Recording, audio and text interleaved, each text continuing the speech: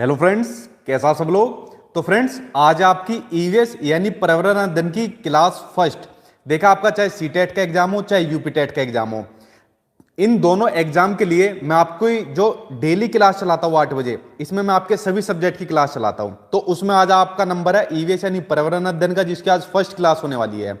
जितने भी most important question answer है जो आपके एनसीईआरटी के दिए हुए हैं, जो आपके सीटेट के अंदर एनसीईआरटी में पूछे हुए हैं, उसके अलावा जो एससीईआरटी के अंदर क्वेश्चन बनते हैं, उसके अलावा जो आपके पेडागोजी के क्वेश्चन आंसर है, तो इन तीनों ही चीजों का मिक्सचर आज की क्लास के अंदर होने वाला है, जो कि आज होने वाली है आपकी क्लास नंबर फर्स्ट होने वाली है। और मैंने आपसे कहा था जितने भी आपके सब्जेक्ट है, चाहे आपके सीटेट के हो चाहे आपके यूपीटेट के हो, उनको मैं अपने यूट्यूब चैनल पर आपको कराऊंगा। तो आपकी ईवीएस यानी पर्यावरण अध्ययन की आज पहली क्लास है, जिसमें आपको एनसीईआरटी, एससीईआरटी और पेडागोजी के क्वेश्चन आंसर आपको सभी मिलेंगे। ठीक, तो चलिए क्लास को करते हैं स्टार्ट। उसके अलावा जो लोग नए आए हैं आप लोग चैनल को सब्सक्राइब कर लेना, क्योंकि मेरे यूट्यूब चैनल पर आपको सभी सब्जेक्ट का कंटेंट मिल जाएगा जो आपके एग्जाम को पास कराने के लिए महत्वपूर्ण रहेगा।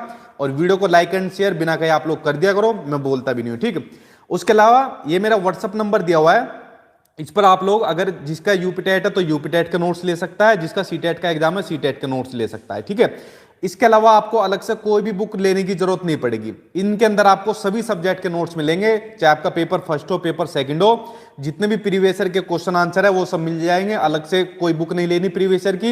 एनसीईआरटी किताबों का कंटेंट आपको सारे मिल जाएगा। अगर आपका सीटेट का एग्जाम है, यूपीटेट का एग्जाम है, तो एससीईआरटी किताबों का मिल जाएगा। और सिलेबस का जो भी कंटेंट होता है वो सब इन नोट्स के अंदर आपको मिल जाएगा। ठीक, तो चलिए क्लास को आज स्टार्ट करते हैं। आज आपकी ईवीएस की पहली क्लास है, कल आपकी सीडीपी की क्लास हो गई थी। और साथ के साथ आप लोग भी आंसर देने की कोशिश करना, देखते हैं वीडियो के अंदर कौन बच्चा ज्यादा आंसर देता है। ठीक, चलिए पढ़ते हैं आपका पहला क्वेश्चन।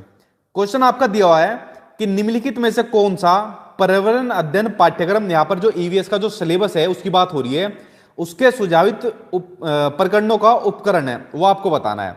देखिए ऑप्शन पढ़ लेते हैं। फैमिली एंड फ्रेंड्स यानी परिवार और मित्र, भोजन, जानवर, हम चीजें कैसे बनाती है। बताइए सही आंसर आपका क्या हो जाएगा। जी जी, मैं ठीक हूं, आई होप आप लोग भी सब ठीक होंगे। देखिए इसका जो आपका आंसर हो जाएगा वो आंसर हो जाएगा इसमें आपका फर्स्ट, ये हो जाएगा आपका जानवर। ठीक है, उप प्रकरण है।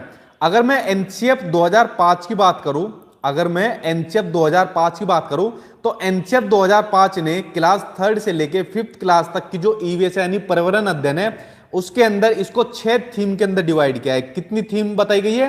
6 थीम के अंदर डिवाइड किया गया है। उस 6 थीम में क्या क्या है? पहला तो है आपका परिवार एवं मित्र, दूसरा हो गया आपका भोजन, तीसरा हो गया हम चीजें कैसे बनाते हैं, तीन तो ये हो गई, तीन मैं इधर लिख देता हूं। चौथी हो गई आपकी, ये भोजन हो गया, पानी हो गई, चौथी हो गई पानी। पानी के बाद हो गया आपका आवास यानी शेल्टर हो गया, और आवास के बाद छठा हो गया आपका यात्रा यानी ट्रेवल हो गया। तो 6 तरीके की थीम है जो एनसीएफ 2005 के अंतर्गत 3 से 5th क्लास तक की ईवीएस के अंदर बताई गई है। तो इसलिए बहुत ही महत्वपूर्ण क्वेश्चन है, और सीटेट वाले बच्चों के लिए तो इतना महत्वपूर्ण है, पिछले 2 सीटेट से लगभग हर बार पूछा जा रहा है ये वाला क्वेश्चन। ठीक है, चलिए बढ़ते अब आपके नेक्स्ट क्वेश्चन की ओर। अगला क्वेश्चन देखते क्या होगा जी। अगला क्वेश्चन आपको दिया हुआ है, देखिए बड़ा महत्वपूर्ण क्वेश्चन है। क्वेश्चन आपका कि स्कूल में मिड डे मील के समय के लिए कौन सा सबसे प्रासंगिक है। अब देखो, अब जो आपका मिड डे मील है ना, अब इसका मिड डे मील का नाम अब ये रहा ही नहीं। अब जो मिड डे मील का नया नाम है, यहां पर लिख देता हूं मैं, तो मिड डे मील का नया नाम है पीएम पोषण योजना। पीएम पोषण योजना, मिड डे मील अब की जगह ये वाला नाम लिया जाएगा, पीएम पोषण योजना का नाम लिया जाएगा। ठीक है, अब इस देखो इसमें पीएम पोषण योजना के तहत क्या होगा, इसमें प्री प्राइमरी वाले बच्चों को भी अब भोजन मिलेगा, यानी जो 1 से 5 वर्ष तक के बच्चे हैं उनको भी अब क्या मिलेगा करेगा, भोजन मिला करेगा। ठीक है, तो मिड डे मील का नाम नहीं, नया नाम अब पीएम पोषण योजना है, इसको आप लोग याद कर लेना। लेकिन अगर मिड डे मील की अगर मैं बात करूं तो इसकी शुरुआत हुई थी 15 अगस्त 1995, 15 अगस्त 1995 को मिड डे मील की शुरुआत करी गई थी। ठीक है, अब इसकी शुरुआत इसलिए करी गई थी ताकि स्कूल के अंदर बच्चों को एक गुणवत्तापूर्ण भोजन मिल सके, अच्छा भोजन मिल सके, जिनका बच्चों के साथ बच्चों का शारीरिक विकास हो सके, क्योंकि मानसिक तो होता ही है शुरू से, लेकिन शारीरिक भी हो सके। अब पूछा है कौन सा सबसे बढ़िया क्या है, इसमें रिलीवेंट है यानी प्रासंगिक है। अब पढ़ते हैं। यह शिक्षण अधिगम के बहुत ही मूल्यवान समय को बर्बाद करता है। बिल्कुल नहीं, यह मूल्यवान समय को बर्बाद नहीं करता बच्चे, बल्कि बच्चे का जो फिजिकल डेवलपमेंट है उसको कराता है। ठीक, शिक्षण अधिगम के साथ इसका कोई लेना देना नहीं है, ये भी गलत है। बिल्कुल इसका लेना देना है शिक्षण अधिगम के साथ। अगर हम बच्चे के विकास की बात करेंगे तो हमें बच्चे के विकास के सभी एस्पेक्ट की बात करनी है, चाहे शारीरिक हो, मानसिक हो, सभी तरीके के विकास की बात हमें करनी पड़ेगी। यह ईवीएस शिक्षण अधिगम के लिए एक अच्छा शिक्षण अधिगम का अवसर है। देखो बिल्कुल ये तीसरा ऑप्शन आपका सही हो जाएगा। ये एक अच्छा अवसर होता है एक टीचिंग लर्निंग प्रोसेस के लिए, ठीक है।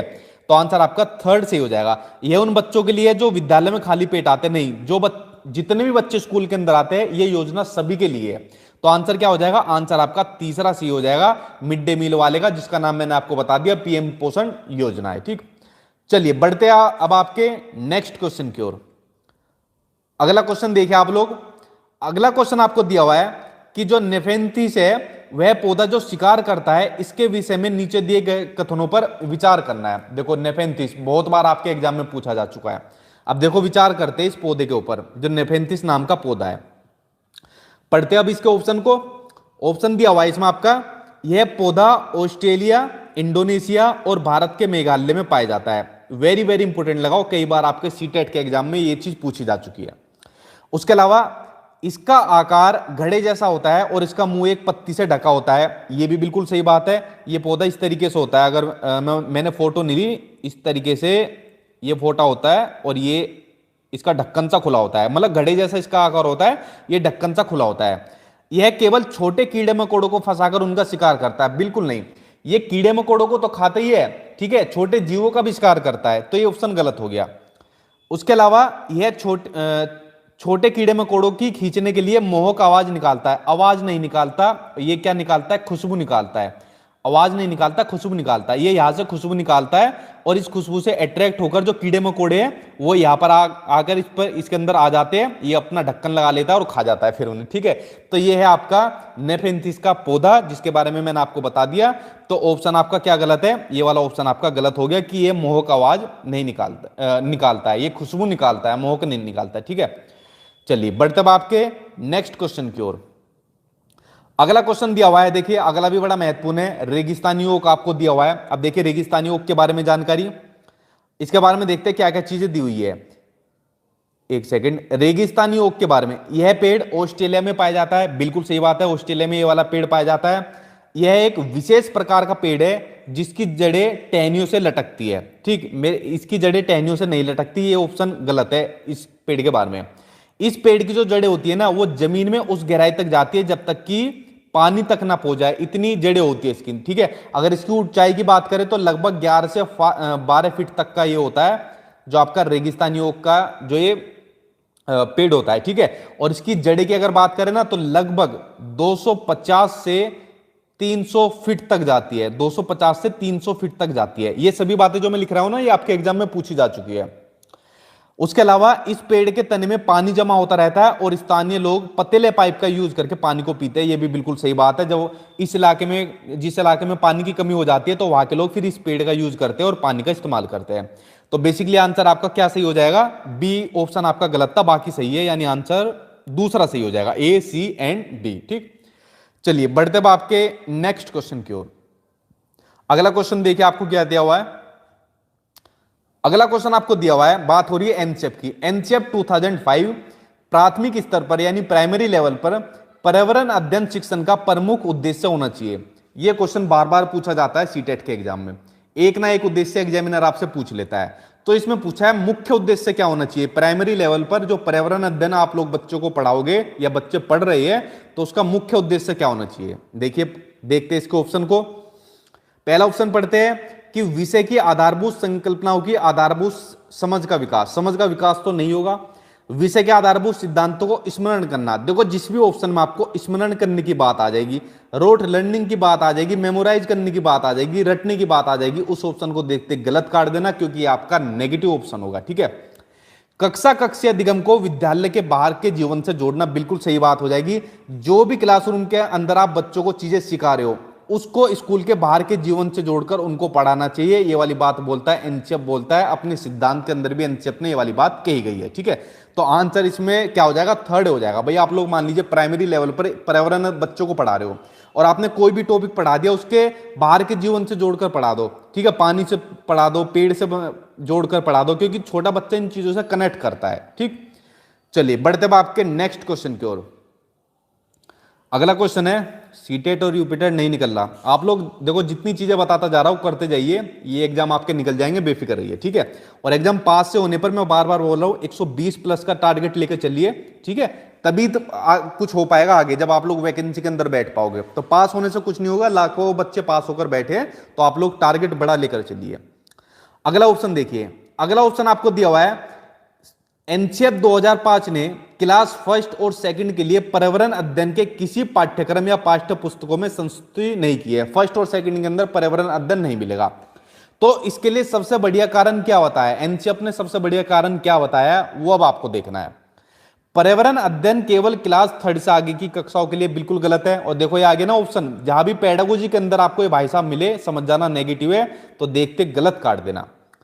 आगे अगला ऑप्शन देखते इसका, क्लास फर्स्ट और सेकंड के शिक्षार्थी पढ़ना लिखना नहीं जानते, बिल्कुल गलत बात है। जब कोई भी बच्चा स्कूल के अंदर आता है ना, तो अपने साथ अपनी भाषा लेकर आएगा, कुछ ना कुछ अनुभव लेकर आ जाएगा, ठीक है। तो इसलिए वाली बात गलत है कि वो फर्स्ट सेकंड के अंदर बच्चा पढ़ना लिखना नहीं जानता, जान जाता है। संदर्भ युक्त अधिगम परिवेश प्रदान करना, बिल्कुल सही बात है। आंसर आपका थर्ड से हो जाएगा कि उसको क्या है, एक ऐसा अधिगम देना चाहिए बच्चों को जिससे बच्चा अच्छी तरीके से चीजों को रिलेट कर सके, आपस में सीख सके और बाहर की चीजों से जोड़कर अपना अधिगम को ग्रहण कर सके, ठीक। तो आंसर आपका क्या हो जाएगा, थर्ड आंसर सही हो जाएगा। इसलिए एनसीएफ ने जो है ईवीएस को फर्स्ट और सेकंड के अंदर नहीं डाला है, ठीक। चलिए बढ़ते अब आपके नेक्स्ट क्वेश्चन की ओर। हाँ जी, पर्यावरण अध्ययन आपके पेपर फर्स्ट में ही आती है, कितना सिंपल क्वेश्चन पूछा है, ठीक है। जिन बच्चों का पेपर फर्स्ट है, पर्यावरण अध्ययन उन्हीं के अंदर आती है। देखिए अगला क्वेश्चन पढ़ते हैं।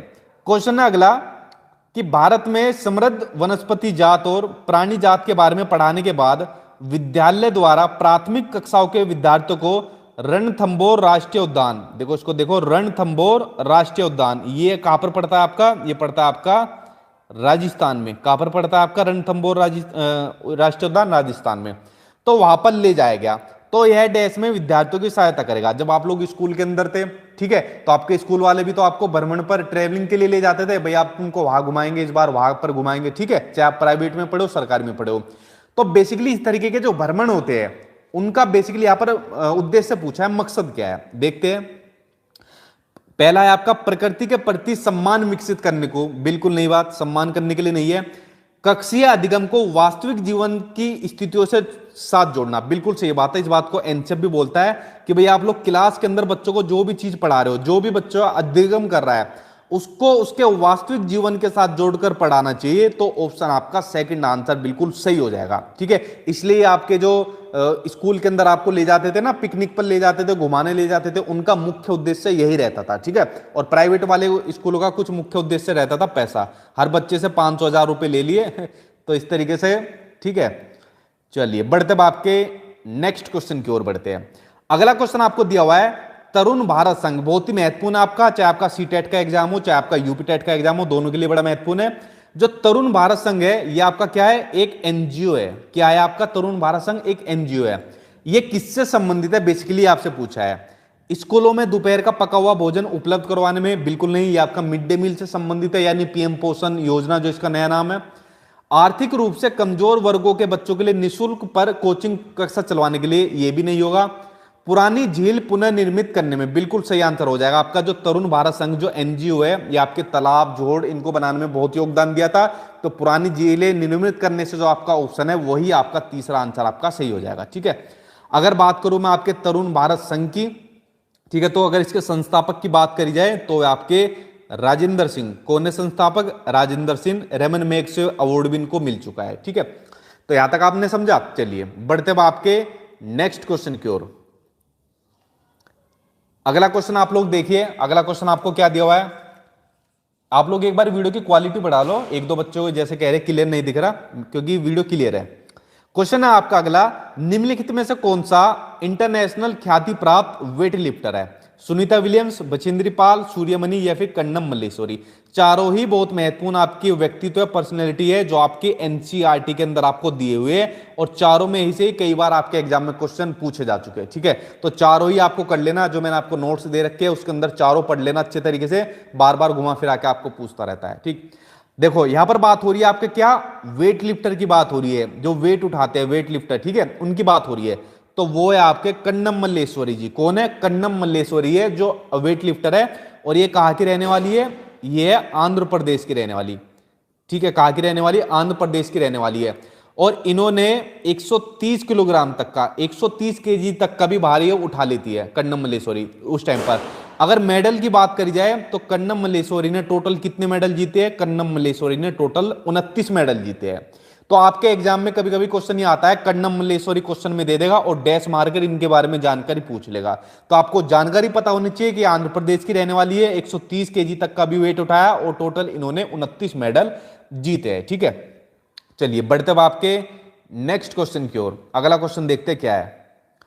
अगला क्वेश्चन आपको दिया हुआ है कि भारत में सबसे ऊंचा पठार कौन सा है? पठार आपको पूछा है, दक्षिणी पठार है, छोटा नागपुर पठार है, लद्दाख पठार है, या फिर आपका बघेलखंड पठार है। बताइए इसे आंसर क्या हो जाएगा आपका। आज की वीडियो के अंदर आपको एनसीईआरटी, एससीईआरटी और पेडागोजी तीनों ही चीजें मिलेगी। ठीक है, यानी सीटेट और यूपीटेट वाले बच्चों के लिए डबल चीज आपको मिलेगी। ठीक, देखो एक चीज और बात है, जैसे मान लीजिए आपका सीटेट का एग्जाम है, तो सीटेट के एग्जाम में आपके 15 नंबर का जो कंटेंट आता है वो आपका एनसीईआरटी से आता है। तो जितनी मैंने आपको एनसीईआरटी नोट्स के अंदर दी हुई है, जो आपको कराऊंगा, 15 में से मान के चलिए उससे बाहर एनसीईआरटी नहीं जाएगी, 14 नंबर तक का आप लोग आराम से स्कोर करके आ जाओगे। लेकिन मान लीजिए अगर सीटेट का एग्जाम इस बार नए पैटर्न के अकॉर्डिंग होगा, कुछ क्वेश्चन हमको अलग दिख गए, तो उनके लिए भी हमको तैयारी करनी पड़ेगी। इसलिए जो आपकी ईवीएस रहेगी उसके अंदर मैं आपको कुछ ऐसे क्वेश्चन देता रहूंगा जो आपके महत्वपूर्ण रहेंगे, आपके पर्यावरण से संबंधित रहेंगे। बाकी जो जिन बच्चों का यूपी टेट का एग्जाम है, तो यूपी टेट के एग्जाम के अंदर वो सिलेबस के अकॉर्डिंग क्वेश्चन देते ही नहीं है। आप लोग खूब देख लेना सिलेबस के अकॉर्डिंग, वो कुछ भी उठाकर दे देंगे, तो आपको यूपी टेट के अंदर ज्यादा से ज्यादा चीजें पढ़नी है। ठीक, ठीक है। चलिए अगर मैं बात करूं भारत के सबसे ऊंचे पठार की, तो भारत का सबसे ऊंचा पठार होता है लद्दाख का पठार। कौन सा? लद्दाख पठार सबसे ऊंचा होता है, लद्दाख के अंदर ये वाला है। ठीक है, अगर लद्दाख पठार की बात करूं तो ये हिमालय की, लिख देता हूं मैं आपका, हिमालय की काराकोरम जो पर्वत श्रृंखला है, काराकोरम पर्वत श्रृंखला। ठीक है, काराकोरम पर्वत श्रृंखला, और किससे? सिंधु घाटी, और सिंधु घाटी, ऊपरी सिंधु घाटी। ठीक है, इनसे मिलकर बना है कौन सा? लद्दाख पठार मिलकर बना है। ठीक है, तो आंसर आपका तीसरा हो जाएगा, सबसे ऊंचा पठार आपका लद्दाख पठार है। अगर सबसे बड़े पठार की बात करी जाए, सबसे बड़ा पठार है दक्षिणी पठार, दक्कन का पठार इसको बोला जाता है, तो सबसे बड़ा आपका ये हो जाएगा। ठीक, चलिए बढ़ते अब आपके नेक्स्ट क्वेश्चन की ओर। देखिए अगला क्वेश्चन आ गया। अगला क्वेश्चन देखिए आपको क्या दिया हुआ है, कुछ बच्चे इस क्वेश्चन से जुड़े हुए मिलेंगे, अभी बताऊंगा कैसे जुड़े हुए हैं। मधुबनी चित्रकला के बारे में सही कथन बताइए, क्या होती है मधुबनी जो चित्रकला होती है, जो पेंटिंग होती है मधुबनी की। इन चित्रों को बनाने में नील, हल्दी, फूल, पेड़ों के रंग आदि का इस्तेमाल किया जाता है। बिल्कुल सही। जो मधुबनी चित्रकला होती है ना, बड़ी फेमस चित्रकला है। आज के अंदर अगर मैं आज की डेट के अंदर बताऊं तो विदेशों के अंदर भी बहुत यूज हो रहा है इस चित्रकला का। ठीक है, तो इसके अंदर इन चीजों का इस्तेमाल किया जाता है। आगे ऑप्शन को पढ़ते हैं, कहां पे था मैं? हाँ, इन चित्रों में इंसान, जानवर, पेड़, फूल, पंछी, मछलियां आदि दिखाए जाते हैं। जो ये पेंटिंग होती है ना, तो जो बिहार के लोग होते हैं, बेसिकली मधुबनी एक जिला है, बिहार का जिला है मधुबनी। कहाँ का जिला है? बिहार का जिला है। तो जो मधुबनी जिले के लोग होते हैं ये वाली पेंटिंग बनाते हैं, और बहुत ही फेमस पेंटिंग ये चीज बनती है, दीवारों पर बनाते हैं, छतों पर बनाते हैं। तो ये इन चीजों की पेंटिंग बनाते हैं और इन चीजों का यूज इनके अंदर किया जाता है। ठीक, अगला ऑप्शन देखते हैं। हाँ जी, अगला ऑप्शन दिया है, यह लोक चित्रकला बहुत पुरानी है और इसका नाम मधुबनी नामक स्थान के नाम पर पड़ा। यह भी बिल्कुल सही बात है। मधुबनी राजस्थान का अति प्रसिद्ध जिला है। नहीं, राजस्थान का नहीं है, बिहार का। ये कहाँ का है? बिहार का जिला है। ठीक, तो तीन शुरू के तीन ऑप्शन आपके सही है, चौथा गलत है। तो आंसर क्या हो जाएगा? ABC। कौन सा ABC? चौथा। आंसर आपका चौथा सही हो जाएगा। बड़ा महत्वपूर्ण क्वेश्चन था, कई बार आपके एग्जाम में पूछा जा चुका था ये वाला क्वेश्चन। ठीक है, चलिए बढ़ते अब आपके अगले क्वेश्चन की ओर। इसलिए मैंने कहा जो बच्चे मधुबनी जिले के हैं वो आंसर बता देंगे। अगला क्वेश्चन देखिए, जो नेक्स्ट क्वेश्चन आपको दिया हुआ है कि किस पर्वतीय स्थल को सतपुड़ा की रानी कहा जाता है। बड़ा फेमस है, सतपुड़ा की रानी किसको कहते हैं? पंचमढ़ी को, नीलगिरी को, महेंद्रगिरी को, या फिर कार्डोमम को? बताइए इसका आंसर क्या होगा जी। देखिए सतपुड़ा की रानी, एक सेकंड, देखिए यहां पर बात हो रही है सतपुड़ा की रानी। अगर आप लोग मध्य प्रदेश के अंदर कभी जाओगे, अगर आप लोग मध्य प्रदेश के अंदर जाओगे तो मध्य प्रदेश के अंदर एक आपको हिल स्टेशन मिलेगा, बड़ा फेमस हिल स्टेशन, लोग वहां घूमने जाते हैं, ठीक है। तो वो क्या है हिल स्टेशन आपका? पंचमढ़ी। क्या है? पंचमढ़ी, जिसको सतपुड़ा की रानी कहा जाता है, ठीक है। आप लोग घूम लेना। मान लीजिए आपकी जॉब लगी, केंद्रीय विद्यालय के अंदर आपकी जॉब लगी और आपकी पोस्टिंग मध्य प्रदेश के अंदर होगी, तो आप लोग घूम सकते हो, क्योंकि केंद्रीय विद्यालय के अंतर्गत ऑल ओवर इंडिया के अंदर कहीं भी पोस्टिंग दे देते हैं, तो आपको घूमने का बढ़िया मौका मिलेगा, ठीक है। चलिए बढ़ जाते हैं अब आपके नेक्स्ट क्वेश्चन की ओर। अगला क्वेश्चन आपको दिया हुआ है कि सूरज से पृथ्वी को प्राप्त उष्मा को क्या कहते हैं, वो आपको बताना है। ताप विकिरण, आतपन, अवरक्त उष्मा या फिर सूर्य विकिरण, सोलर रेडिएशन। बताइए सही आंसर आपका क्या हो जाएगा इस वाले क्वेश्चन का। जी देखिए, अगर इसका आंसर की बात करूं तो आंसर हो जाएगा आपका फोर्थ आंसर से हो जाएगा सूर्य विकिरण, ठीक है। इसे सूर्य ताप भी कहते हैं, दूसरा नाम है इसका, इसे सूर्य ताप भी कहते हैं। यानी जो सूरज से प्राप्त हमें उष्मा होती है वो उसको सूर्य विकिरण कहा जाता है। चलिए बढ़ते अब आपके नेक्स्ट क्वेश्चन की ओर। अगला क्वेश्चन आपको दिया हुआ है कि लाल मिट्टी में, लाल मृदा में लाल रंग किसके आलेपन के कारण आ जाता है? नाइट्रोजन, ह्यूमस, लोहा या फिर तांबा। बताइए इसका आंसर क्या होगा। सोशल साइंस का क्लास कितने बजे से? 8 बजे से होगा सर। 2020 में आपके नोट्स लिए पास हो गया, वेरी गुड भाई, ठीक है। देखो पास होने वाले बच्चे तो पता ही नहीं, मुझे भी नहीं पता कितने थे जो नोट्स और वीडियो से पास हुए थे, लेकिन मैंने उन बच्चों को ज्यादा देखा था जिनके 130 प्लस का स्कोर बैठा था। ऐसे बहुत सारे बच्चे थे, ठीक है। तो पास वाले तो खैर गिनती में नहीं थे, लेकिन 130 120 जिनका स्कोर था ज्यादातर उन्हीं पर मेरी नजर गई थी, क्योंकि मैं तैयारी आपकी 120 प्लस की कराता था शुरू से। किसी भी एग्जाम की तैयारी में आपकी बड़ी कराता हूं, तो इसलिए मेरा ध्यान हमेशा इन्हीं पर रहा है, ठीक है। देखिए अगर मैं इसका आंसर की बात करूं तो आंसर हो जाएगा आपका थर्ड, लोहा आंसर आपका सी हो जाएगा। इसके कारण लाल रंग हो जाता है लाल मिट्टी का, ठीक। अगला क्वेश्चन देखते हैं। अगला क्वेश्चन आपको दिया हुआ है कि दाब के मापन के लिए किस यंत्र का प्रयोग किया जाता है, वो आपको बताना है। हाइग्रोमीटर का किया जाता है, एंड्रॉइड बैरोमीटर का किया जाता है, एनीमोमीटर का या फिर थर्मोमीटर का। थर्मोमीटर का तो आप लोग बता दोगे सर जी बुखार नापने के लिए किया जाता है, ठीक है। लेकिन बाकी का बताओ, बाकी का यूज किसके लिए किया जाता है, वो आपको बताना है जी। देखिए अगर इसका आंसर की बात करी जाए तो आंसर हो जाएगा इसमें आपका सेकंड, एंड्रॉइड बैरोमीटर का यूज किस लिए किया जाता है? दाब के मापन के लिए इसका यूज किया जाता है। अगर मैं हाइग्रोमीटर की बात करूं तो हाइग्रोमीटर एक मौसम का यंत्र होता है, एक डिवाइस होता है, मौसमी यंत्र होता है, और इसका यूज किस लिए होता है? आर्द्रता की माप क्या बोल रहा हूं मैं भी, आर्द्रता की मात्रा को मापने के लिए, ठीक है। आर्द्रता की यानी जो ह्यूमिडिटी होती है इसकी मात्रा को मापने के लिए किसका यूज होता है?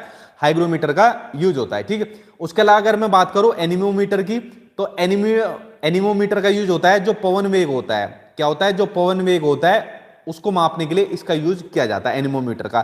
थर्मामीटर का तो आप लोगों को पता ही है, ठीक है। तो इसका जो आंसर था वो आपका सेकंड आंसर था, बाकी को भी देख लेना जो मैंने आपको बताया। चलिए बढ़ते अब आपके नेक्स्ट क्वेश्चन की ओर। अगला क्वेश्चन आपको क्या दिया हुआ है?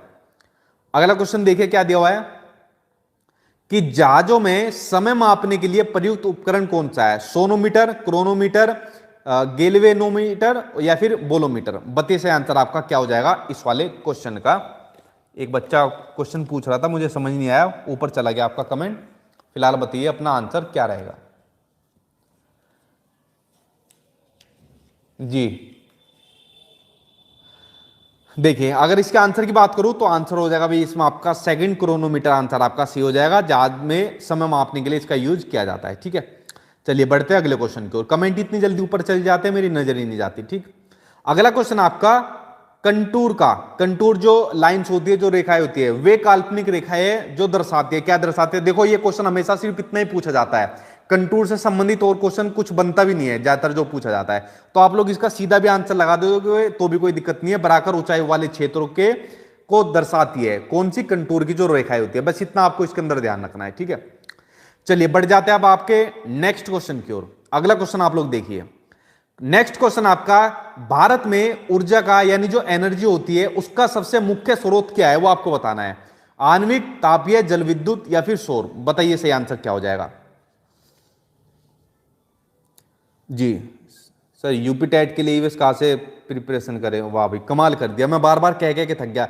देखो जो आपका ईवीएस है, चाहे आपका सीटेट का हो चाहे आपका ईवीएस का हो, आपको दो ही चीजें करनी है। एक आपको जो नोट्स दे रखे वो पढ़ने हैं, प्लस जो मैं वीडियो आपको दूंगा वो करना है। इन दोनों चीजों से आपका ईवीएस कवर हो जाएगा, ठीक है। बाकी आप लोग कोई किताब देख लेना, उसके अंदर आपको इतना मेटेरियल नहीं मिल पाएगा बिल्कुल सटीक जो मैंने आपको दे रखा है, ठीक। तो भारत में ऊर्जा का सबसे मुख्य स्रोत आपका क्या होता है? वो होता है आपका तापीय होता है। देखो, ऊर्जा सबसे ज्यादा इंडिया के अंदर किससे मिलती है? ऊर्जा सबसे ज्यादा इंडिया के अंदर मिलती है सन से, यानी कि सूरज से सबसे ज्यादा ऊर्जा मिलती है। आप लोगों के जो कपड़े होते हैं, या मैं बल्कि मेरे भी कपड़े होते हैं, तो वो किससे सूखते हैं? सूरज से सूखते हैं। और अलग अलग एस्पेक्ट के अंदर सूरज का यूज होता है, ठीक है। तो सबसे मुख्य सोर्स क्या है? सूरज है सबसे मुख्य सोर्स ऊर्जा का, और आंसर आपका बी से हो जाएगा, सेकंड आंसर सही हो जाएगा, ठीक। चलिए बढ़ते अब आपके नेक्स्ट क्वेश्चन की ओर। सर आप गुज्जर है, वाह भाई, क्या क्या क्वेश्चन पूछ रहे हो। क्या फर्क पड़ता है कि बड़े बच्चे कंफ्यूज रहते हैं इसके अंदर कि सर आप गुज्जर है, जाट है, कुछ फर्क पड़ता है? एक टीचर होना चाहिए, ठीक है, बाकी और उसकी कोई जात नहीं होती टीचर की। अगला क्वेश्चन देखते हैं। नेक्स्ट क्वेश्चन आपको दिया हुआ है, निम्नलिखित में से कौन सी विशेषता बरगद के पेड़ों की जड़ें नहीं है? देखिए बड़ा महत्वपूर्ण है, बरगद के पेड़ हमेशा आपके एग्जाम में देखने को मिल जाता है। अब बताइए बरगद के पेड़ों की जड़ों की विशेषता नहीं है। पढ़ते ऑप्शन को, क्या क्या दिया हुआ है? जड़ें खंभों की तरह पेड़ को सहायता प्रदान करते हैं, बिल्कुल सही बात है। बरगद का पेड़ आपने देखा होगा तो जड़ें उसकी बहुत निकली रहती है, ठीक है, और खंभों की तरह क्या करती है? पेड़ को सपोर्ट करती है। जड़ें शाखाओं से नीचे लटकती रहती है, ये भी बिल्कुल सही बात है। और इसमें जमीन के भीतर जड़ें होती है, ये भी सही है। जड़ें भोजन का भंडारण करती है, गलत है, जड़ें भोजन का भंडारण नहीं करती। तो आंसर आपका 4 सही हो जाएगा, क्योंकि इसमें पूछा है कौन सा नहीं है, ठीक। चलिए बढ़ते अब आपके नेक्स्ट क्वेश्चन की ओर। बरगद का पेड़ बहुत बार आ जाता है आपके एग्जाम के अंदर। अगला क्वेश्चन आपको दिया हुआ है, निम्नलिखित में से मच्छरों द्वारा फैलने वाले रोगों का समुच्चय कौन सा है? मच्छरों द्वारा कौन कौन से रोग फैलते हैं वो आपको बताना है। Dengue, malaria, chikungunya. पहला ही आंसर से हो जाएगा। डेंगू भी मच्छर से फैलता है, मलेरिया भी मच्छर से फैलता है, चिकनगुनिया भी मच्छर से फैलता है, ठीक है। तो आंसर आपका पहला ही सही हो जाएगा। चलिए बढ़ते अगले क्वेश्चन की ओर। अगला क्वेश्चन देखते क्या दिया हुआ है। देखिए यहां पर पूछा है जो भारत की जलवायु है, जो हमारा जो क्लाइमेट है, इंडिया का जो क्लाइमेट है वो कैसा है, वो आपको बताना है। विषुवतीय है, मानसूनीय, भूमध्य सागरीय या फिर महाद्वीपीय? बताइए से आंसर क्या होगा, कैसा जलवायु है भारत की। देखिए अगर मैं भारत की जलवायु की बात करूं तो भारत की जलवायु आपकी मानसूनी। कैसी जलवायु है भारत की? मानसूनी है। क्यों? 12 महीने बदलती रहती है। भारत की जो जलवायु होती है वो 12 महीने बदलती रहती है। कभी कभी उष्ण कटिबंधीय जलवायु भी आपको देखने को मिलेगा, उष्ण कटिबंधीय जलवायु भी देखने को मिलेगा, ठीक है। तो आपकी मानसूनी कैसी है? आपकी मानसूनी है भारत की जलवायु जो है। आंसर सेकंड से हो जाएगा। बढ़ते अब आपके नेक्स्ट क्वेश्चन की ओर। अगला क्वेश्चन आपको दिया हुआ है, भागीरथी और अलकनंदा। जो भागीरथी और जो अलकनंदा है, ये इसके संगम पर स्थित नगर कौन सा है? ठीक है, जो ये नदियों का जो संगम होता है उससे पूछा कौन सा नगर है। रुद्रप्रयाग, देवप्रयाग, विष्णुप्रयाग या फिर कर्णप्रयाग? बताइए से आंसर क्या हो जाएगा। बड़ा महत्वपूर्ण क्वेश्चन है, कई जो अलग कॉम्पिटिशन वाले एग्जाम होते हैं उसमें भी पूछा हुआ है, ठीक। भाई आप लोग देखो प्लीज, आप लोगों से मेरी एक रिक्वेस्ट है, जो आप लोग नोट्स के लिए मैसेज करते हो ना, तो आप लोग सीधा मैसेज करके, और आप सोचते हो कि भाई जल्दी एकदम उसका रिप्लाई आ जाए, आप लोग थोड़ा वेट करा करिए। आपको एकदम रिप्लाई नहीं मिलेगा, 1-2 घंटे में रिप्लाई मिल जाएगा। मान लीजिए कोई बच्चा जो अमाउंट है, जो आप अमाउंट पे करते हो 490 का, तो उसके लिए भी आप एकदम उतावले हो जाते हो कि जैसे ही भेजा तुरंत आंसर मिलना चाहिए। देखो ये जिम्मेदारी मेरी है आपको देने की, तो आप लोग अगर थोड़ा वेट करोगे तो आपको मिल जाएगा, ठीक। तो मैं आपसे रिक्वेस्ट करूंगा प्लीज आप लोगों एक बार मैसेज करके छोड़ दिया करो, मैं अपने आप देख लूंगा, ठीक। देखिए जो इसका आंसर सी हो जाएगा वो हो जाएगा आपका सेकंड आंसर सी हो जाएगा, देवप्रयाग आपका आंसर सी हो जाएगा, ठीक।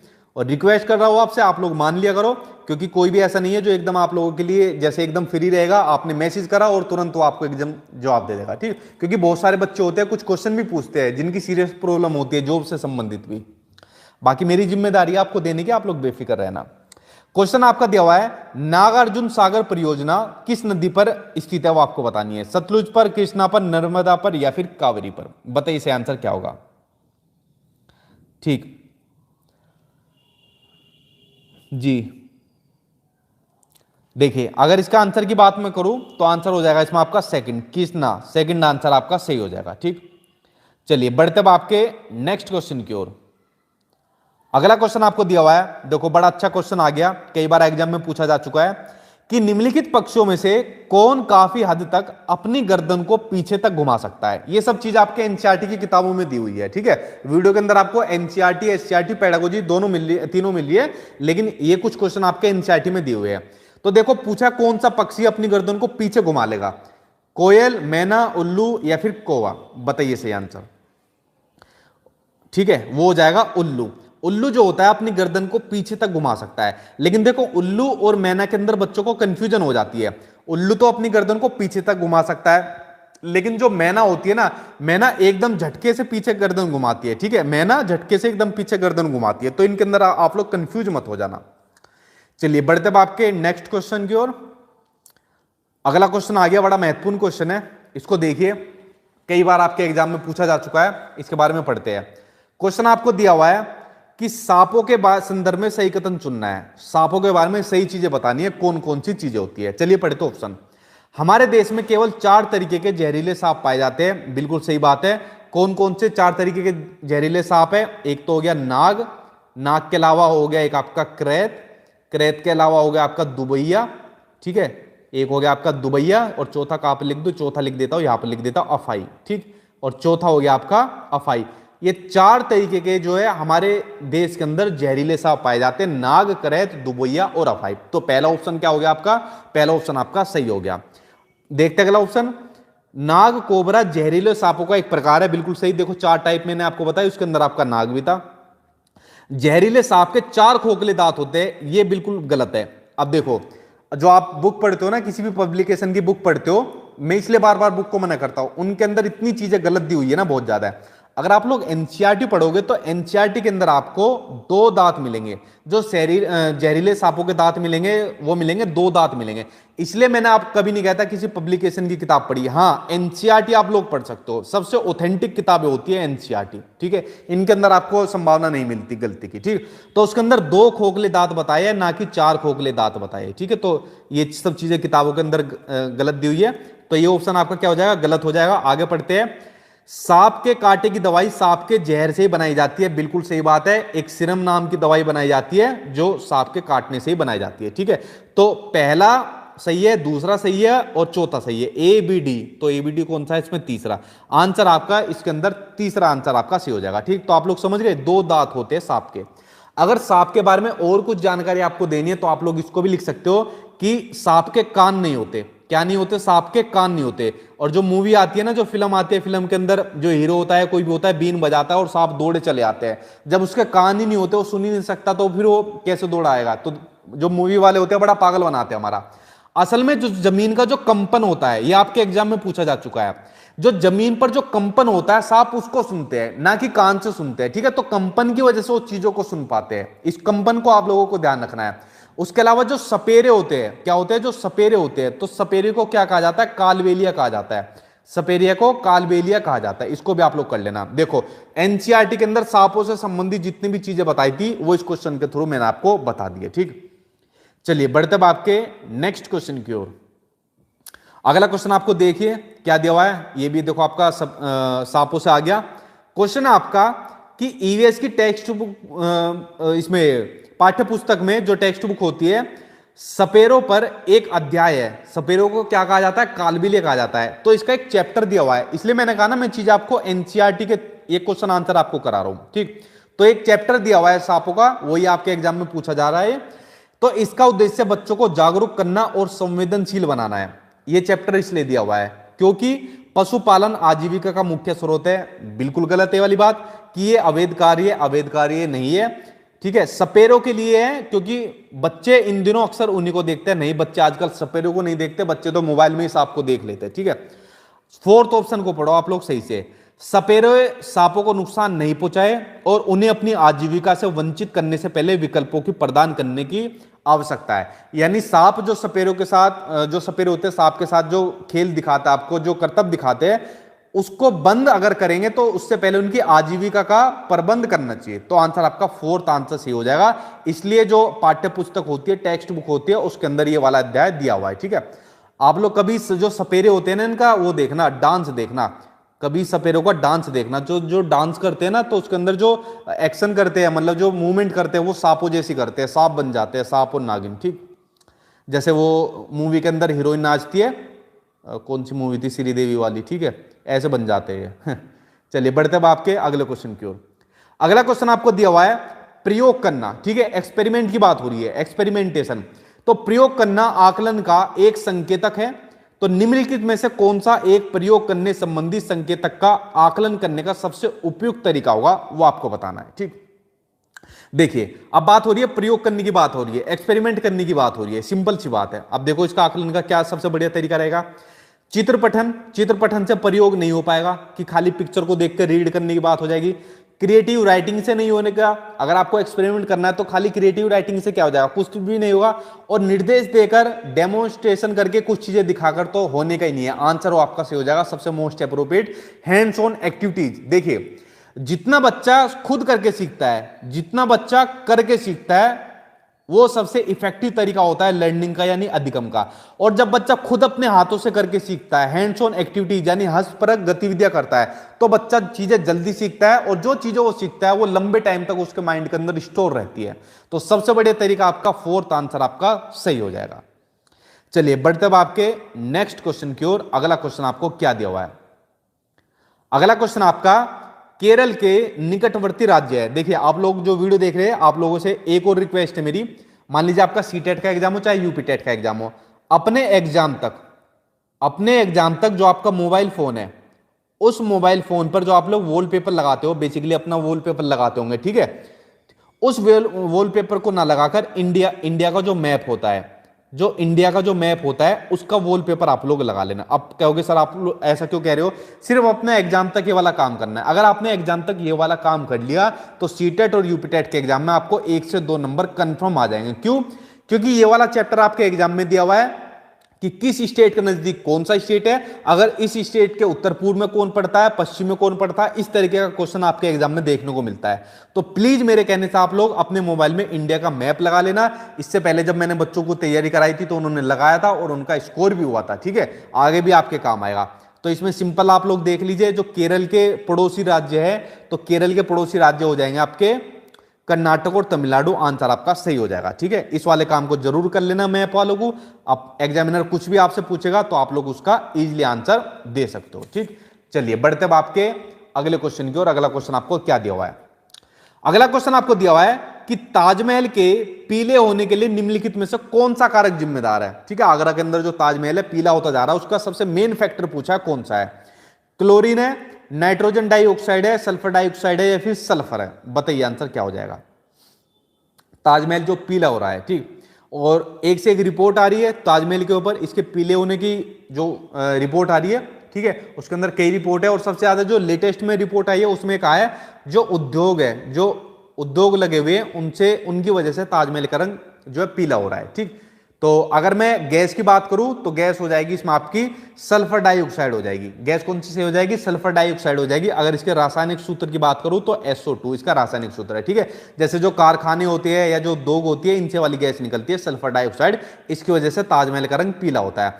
अब कई बार एग्जाम में क्वेश्चन ये भी पूछा जा चुका है, यहां पर सल्फर डाइऑक्साइड की बात हो रही है, एसिड रेन की वजह से भी इसका रंग पीला होता है। कौन सा? एसिड रेन की वजह से। यूपीटेट के एग्जाम में ये वाला क्वेश्चन कई बार पूछा जा चुका है। ठीक है, तो एसिड रेन की वजह से भी इसका रंग पीला होता है। ठीक, चलिए बढ़ते अब आपके अगले क्वेश्चन की ओर। देखते हैं अगला क्वेश्चन आपको क्या दिया हुआ है। आपका एनसीईआरटी का आ गया अगला क्वेश्चन कि कोई पक्षी पेड़ की ऊंची डाल पर अपना घोंसला बनाता है, तो यह पक्षी कौन सा हो सकता है? शकरखोरा, कलचिड़ी, कौवा या फिर फाख्ता? बताइए सही आंसर क्या होगा। देखिए अगर इसका आंसर की बात करूं तो आंसर हो जाएगा इसमें कौवा। आंसर सही हो जाएगा कौवा।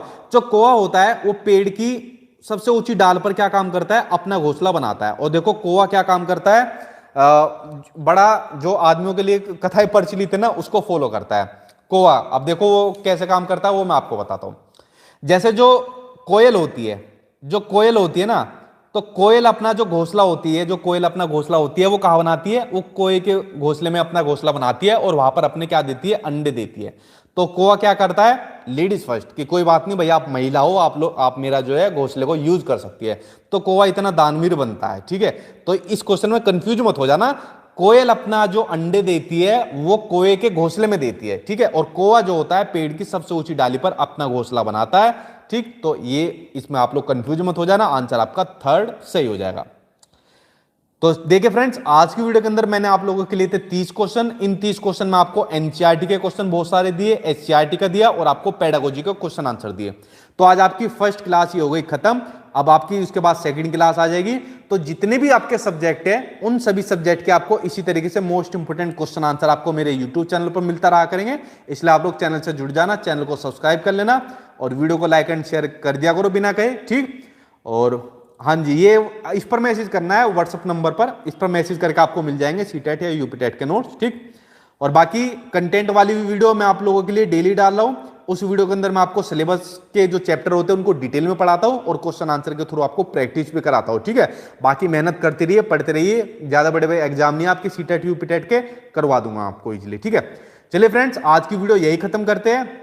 बच्चों के स्कोर जो है कम आ रहा है, ठीक है, अच्छा स्कोर नहीं है, लेकिन कोई बात नहीं, आपके एग्जाम में टाइम है तो अपना और ज्यादा जितना हो सके मेहनत करिए, आपका बहुत अच्छा स्कोर बनेगा, ठीक है। और इस स्कोर को तो हमेशा माइंड के अंदर रखना 120 प्लस तक का, ठीक। तो चलिए फ्रेंड्स, वीडियो को मैं अब यहीं पर रोकता हूं। आई होप आपको वीडियो पसंद आई होगी। कल मिलते हैं दोबारा। Thank you.